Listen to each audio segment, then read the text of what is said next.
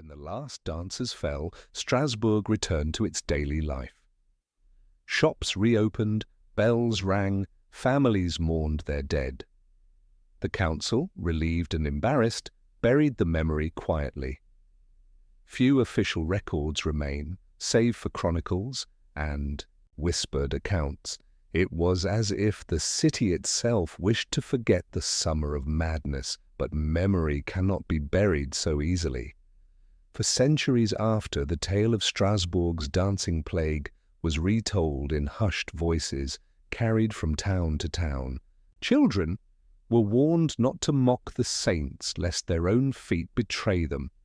Priests cited the episode as proof of divine punishment.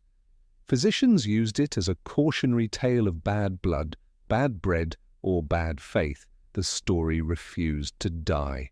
And today, 500 years later, it still haunts us, not because we know what happened, but because we do not. The dancing plague of 1518 reminds us of a truth we rarely admit, that human beings are fragile creatures, swayed not only by disease and hunger, but by fear, by belief, by the invisible threads that bind societies together. When those threads snap, order crumbles, and reason falters. Even the most rational city can collapse into frenzy. It is this, not the ergot, not the famine, not the saint, that explains why the story endures, because deep down we recognize it. The dancers of Strasbourg are not just figures in dusty chronicles, they are warnings. Warnings that under the right pressure, under the weight of hunger, faith, and fear, we too might dance. The summer of 1518 has long since passed. Strasbourg's cobbled streets are clean now, its markets orderly, its churches quiet. No trace remains of the blood that once darkened the stones, no echo of the drums that beat like a death march, and yet the shadow lingers. For history has a way of keeping its strangest secrets alive, not through monuments or inscriptions, but through whispers. And the dancing plague of 1518 whispers still. In Strasbourg itself, the episode was quickly buried. The council, ashamed of its failures, preferred silence. Records are sparse, scattered, incomplete. To the city's rulers, the less said of that summer, the better. But memory is not so easily erased. The story traveled by word of mouth, carried by pilgrims and chroniclers, told in taverns and around hearths. Soon the plague of dancers had become legend, a tale of divine punishment, of madness, of a city cursed by its own sins. And across the centuries, the tale refused to fade. Each generation reshaped Strasbourg 1518 in its own image. In the pious centuries that followed, it was recalled as proof of St. Vitus's wrath, a warning to keep faith pure. In the Enlightenment, it was mocked as superstition, an embarrassment of a darker age. In the 19th century, physicians claimed it as hysteria of the nerves. In the 20th, scientists pointed to poisoned bread and hallucinogenic fungi. And today we see it as stress, trauma, the crushing weight of famine and fear. The facts have not changed, only we have. Strasbourg's dancers remain the same, but the mirror we hold up to them shifts with time. Perhaps that is the real power of the story. Not its mystery, but its reminder. It reminds us that humanity is not always ruled by reason. That belief can kill as surely as disease. That fear can spread faster than fire. The people of Strasbourg did not choose to dance. They were carried by forces greater than themselves, forces of faith, hunger, despair, and hope. And in that truth lies a chilling reflection that we are not so different. Even today, panic can sweep through crowds, false beliefs can topple nations, hysteria can ignite with a single spark. We may cloak ourselves in science and reason, but beneath the surface we are still fragile creatures, capable of breaking, of surrendering, of dancing when the world becomes too much to bear. Imagine them, once more, the dancers of Strasbourg, their feet raw, their faces twisted between ecstasy and agony, their bodies driven beyond endurance.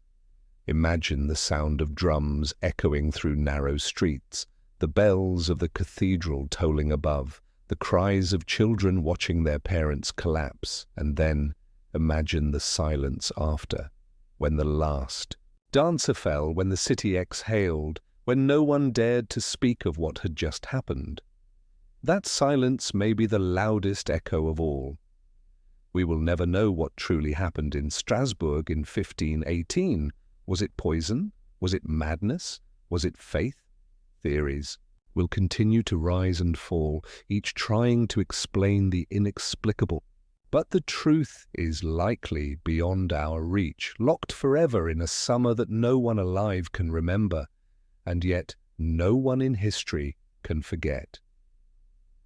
Perhaps the real answer lies not in science or theology, but in the human heart, in the strange, fragile, unpredictable forces that bind us together and sometimes tear us apart. The dancing plague is not merely a footnote in history. It is a warning, a reminder that civilization, no matter how proud, rests on fragile ground, that under the weight of fear, faith, and despair, even an orderly city can unravel into chaos. The people of Strasbourg believed they were cursed. Perhaps they were right. Not cursed by saints or demons, but by something far more enduring, the frailty of being human. And so the story endures. A shadow on the cobblestones, a whisper in the chronicles, a dance that has never truly ended. Because the truth is chilling, unforgettable, and deeply unsettling. The dancers of Strasbourg did not choose their fate. And under the right conditions, neither would we. It was not merely disease, it was theatre, punishment, hysteria, all woven into one. Among the scholars of the time, theories sprouted like weeds. Some argued that the afflicted had consumed cursed bread, grain tainted with ergot, a fungus that could conjure hallucinations and spasms. Others insisted the devil himself walked in Strasbourg, seeding chaos where the church had grown complacent. But for the people of 1518, explanations mattered little. What mattered was survival. Mothers locked their doors, fathers carried weapons. To ward off intruders, children prayed that their families would not fall victim. Every cough, every tremor of the hand, every stumble in the street became a reason to fear the dance had found a new victim. Strasbourg had become a city suffocating in dread, and yet, just as suddenly as it had begun, the plague would begin to wane. By the close of summer, the numbers dwindled, the processions thinned, the music, real or imagined, faded from the streets. The madness that had seized the city for weeks slipped away, leaving behind only corpses, broken families, and a legend that would echo for centuries. But for those who lived through it, one truth remained. Strasbourg had stared into the face of something it could neither explain nor master. A madness born not from the body, nor the heavens, but from something far stranger, something that still eludes us to this day. The plague of dancing ended as abruptly as it began. One week, the streets of Strasbourg were alive with the stomping of bloodied feet, the wailing of the afflicted, the chants of priests and the cries of families. And then silence. The dancers slowed, collapsed, and did not rise again. Some died, others staggered back into ordinary life, as if released from an invisible grip. The city exhaled at last, but it was an uneasy relief. For though the outbreak had ceased, the question lingered. What had really happened? 5 centuries later, historians are still asking. And yet, even now, there is no single, satisfying answer. Instead, there are theories, fragments of reason, struggling to explain one of history's strangest plagues. One explanation turns to the harvest itself.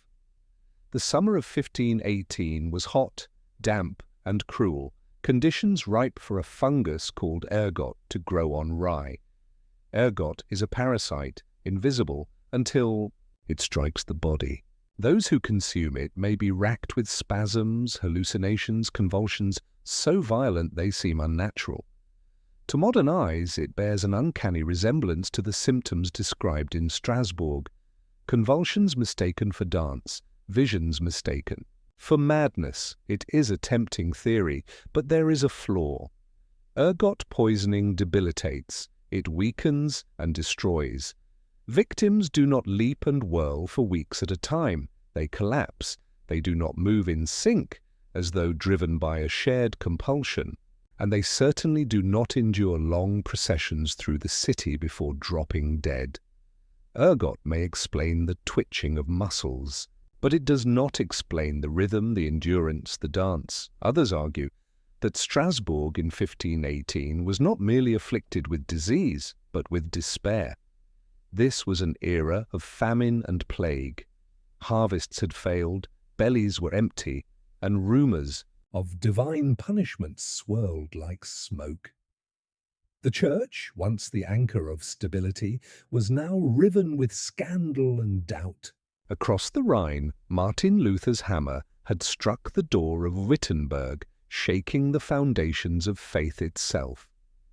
Strasbourg was a city caught in a storm of hunger, fear, and uncertainty. Could it be that the dancing plague was not illness, but a psychological escape? A form of mass hysteria where hundreds of souls crushed by suffering found release in movement, even to the point of death. There is weight in this theory. Even in our own time, episodes of collective hysteria have been recorded. Groups fainting in schools, towns overtaken by mysterious tremors, whole communities convinced of phantom threats. If such things can happen in the modern world, how much more in an age of famine, faith, and fear? Perhaps the dance was not possession nor poison, but a scream made visible. A people so broken that their bodies gave voice where words could not. And then there is the explanation that haunted Strasbourg itself: St. Vitus. For centuries, across Germany and beyond, St. Vitus had been invoked as a protector against seizures and spasms, but he was also feared, for those who angered him were said to be struck with uncontrolled movement. St. Vitus's dance, the people called it. The citizens of Strasbourg believed this with unshakable certainty. When the frenzy began, they did not question whether the curse was real. They only questioned whom it had struck and why. The pilgrimage to Saverne, the red shoes embroidered with crosses, the relics of the saint, these were not superstitions to them. They were desperate attempts at appeasement.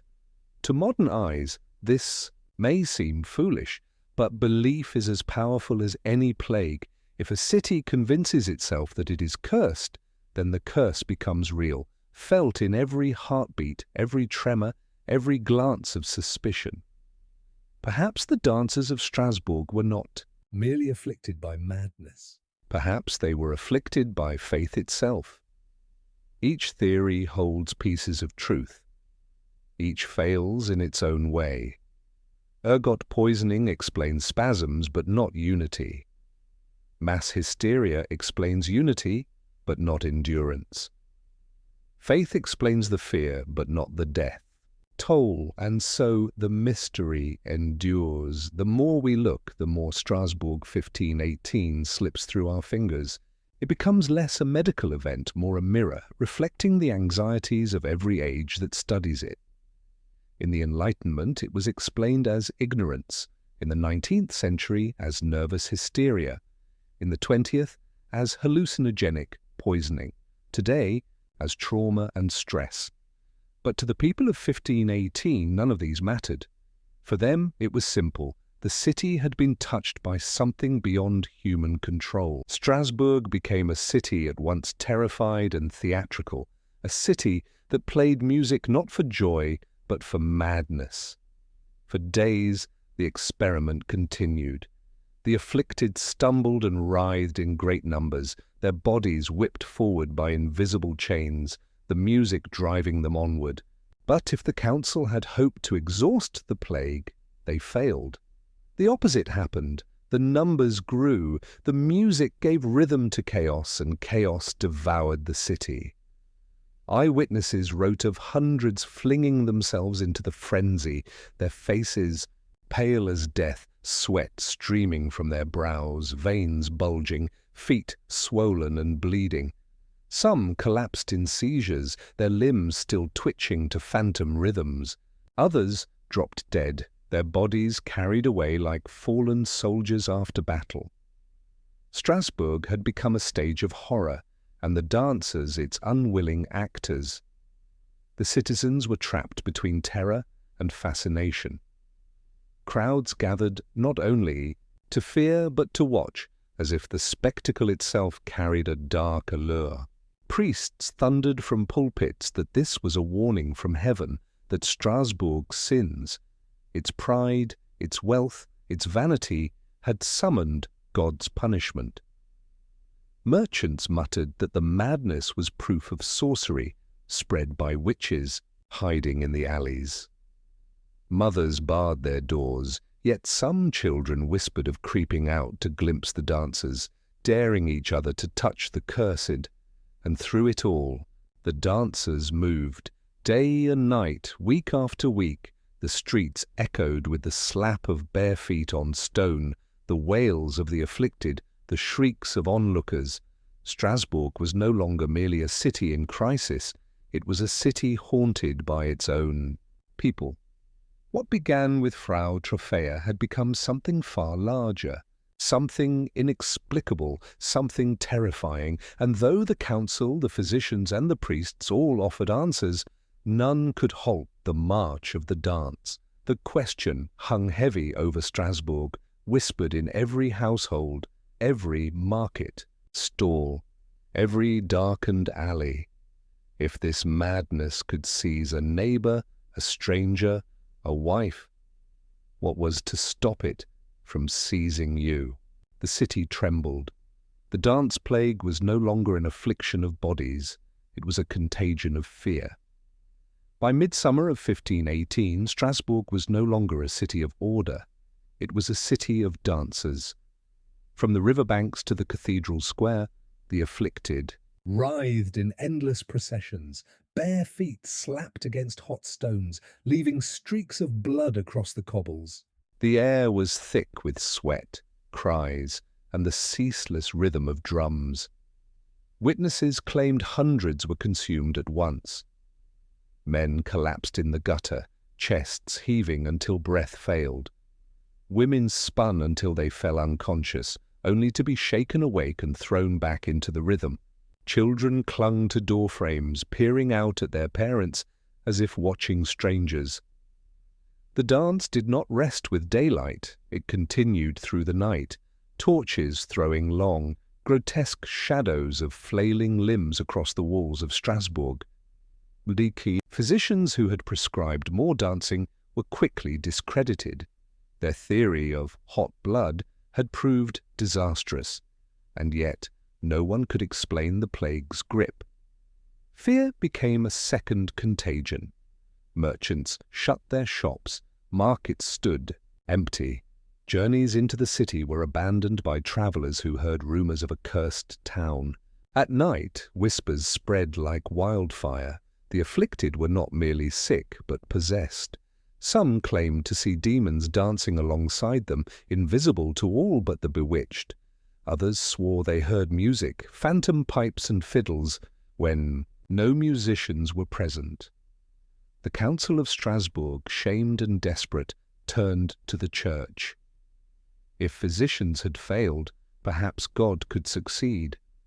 Priests declared that the city was under the punishment of Saint Vitus himself, the holy martyr, long believed to strike sinners with uncontrollable movement. His relics, it was said, could heal the cursed. And so the council gave a new order. The dancers must be taken on pilgrimage. It was a decision born of desperation, and it would mark one of the strangest spectacles in the history of faith. Groups of dancers were rounded up, their broken bodies herded like cattle. Some resisted, screaming through bloody lips that they could not stop, that the ground itself pulled them forward. Others stumbled willingly, believing salvation awaited. Through the sweltering heat of August, the processions wound their way out of Strasbourg, priests chanting, banners of saints held high, the afflicted staggering behind like soldiers marching to war. Eyewitnesses spoke of a scene half pitiful, half apocalyptic. Women collapsing in ditches, men foaming at the mouth, children crying as they watched their kin dragged along the dusty roads. Their destination was the shrine of Saint Vitus, in the nearby village of Saverne.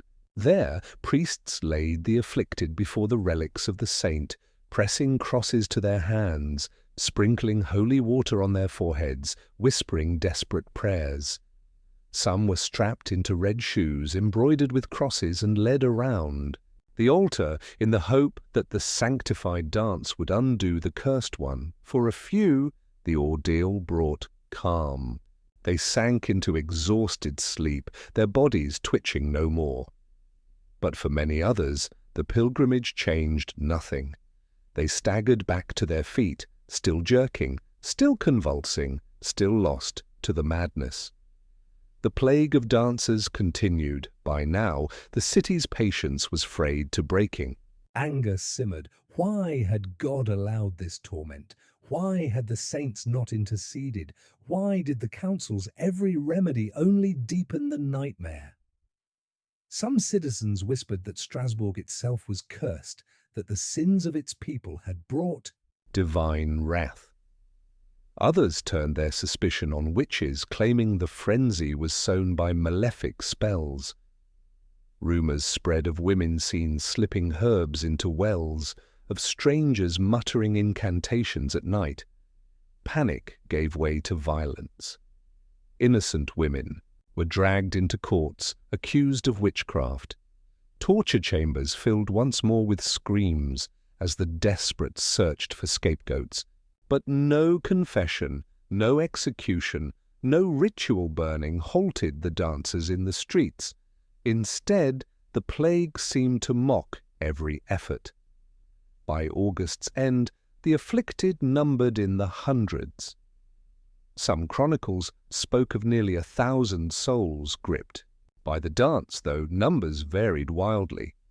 What was certain was this: Strasbourg had become a city possessed.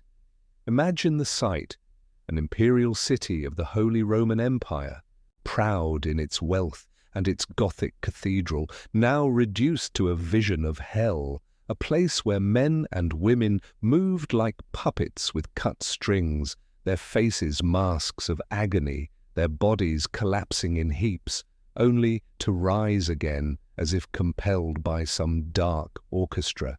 Strasbourg, July 1518.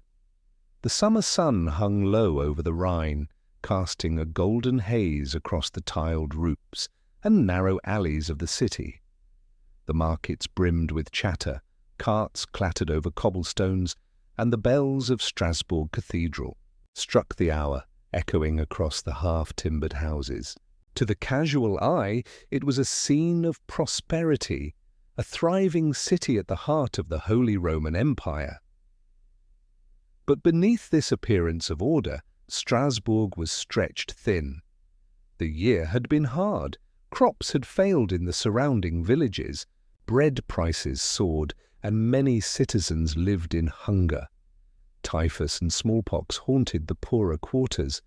Even the wealthy merchants whispered about omens. A blood-red comet had streaked across the sky weeks earlier, feeding the old fear that God's wrath was stirring. It was in this fragile atmosphere that the first step of the dance took place. One morning, in a narrow lane near the tanner's quarter, a woman named Frau Trophaea stepped into the street. She was not dressed for festivity, nor was there music to summon her. Yet she began to move. At first, her neighbours thought little of it. Perhaps she was jesting or mocking the minstrels who often performed in the square. But the movements did not stop. Hour after hour, Trophaea stamped and twirled, her arms flailing with a will not her own.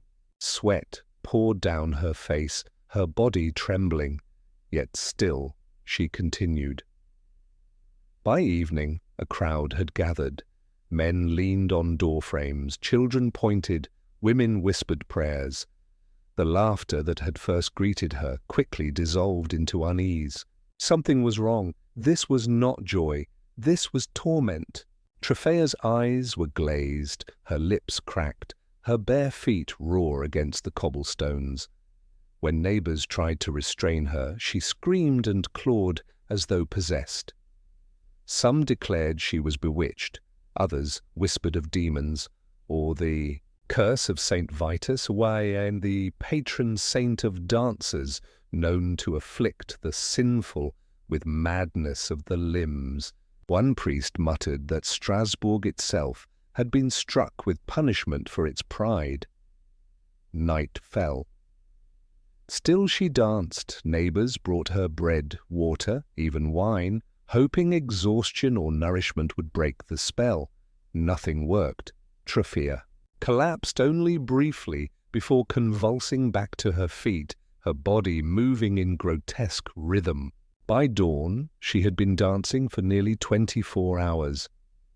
For the people of Strasbourg, this was no longer spectacle. It was omen. The city, after all, lived in a world where every sickness carried the scent of the supernatural. Illness was not merely the failing of flesh. It was a battlefield between God and the devil, heaven and hell. A woman who danced without ceasing was not simply ill, she was a vessel, a message.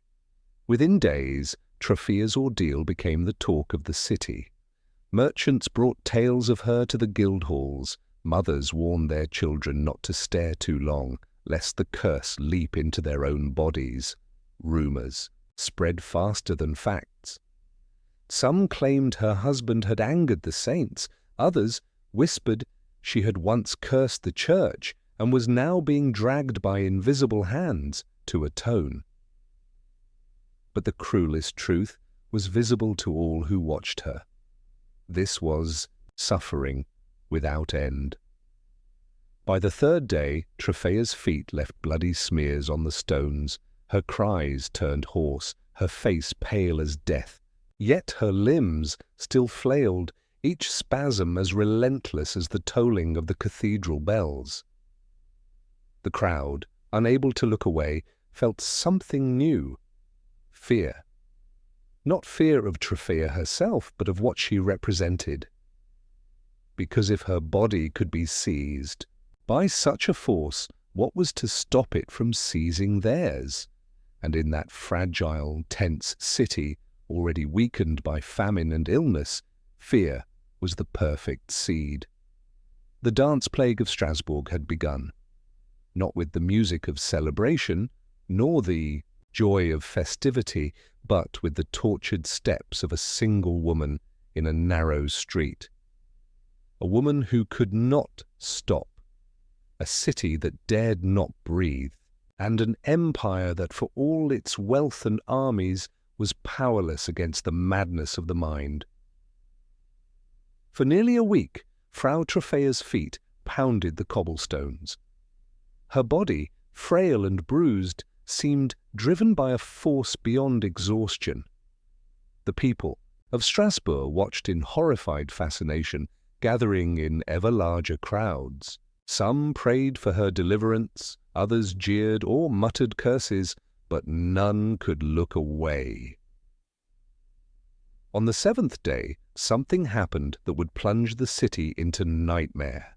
Another woman joined her. No one knew why. Perhaps she had stood too long among the crowd, staring until her body betrayed her. Perhaps terror itself, fed by rumor and whispers, seeped into her mind like poison. Whatever the cause, she began to move, jerking and twirling with the same grotesque rhythm. Within hours, a third collapsed into the dance. Then a fourth. By the end of the week, dozens of citizens were afflicted, men and women alike, young and old, seized by the same invisible hand. They stumbled through the streets, arms flailing, heads lolling, lips foaming. Some tore at their clothes, others shrieked prayers, others laughed like madmen. What had begun as the torment of one woman now consumed the city. Strasbourg, proud and devout, suddenly looked like a carnival of madness, market squares filled with writhing bodies, their feet stamping in unholy unison. Mothers clutched their children, dragging them indoors. Shopkeepers bolted their doors. Priests lifted their hands to heaven, their prayers drowned by the ceaseless rhythm of flesh against stone. To the people, there was no doubt. This was no illness. This was curse. Saint Vitus, the patron saint of dancers, was blamed. His cult had long been feared in the Rhineland, where legends told that those who angered him would be driven to dance until their bodies broke. And so, many believed, Strasbourg had fallen under his punishment. Some whispered that God himself had turned his face from the city, abandoning it to demons. But belief offered no safety. The dancers multiplied by the day. Within a month, hundreds were possessed, stumbling through the streets in ragged processions. Some collapsed from sheer exhaustion, their bodies twitching long after their minds had gone dark. Others died outright, their hearts giving way, their bones breaking under endless strain.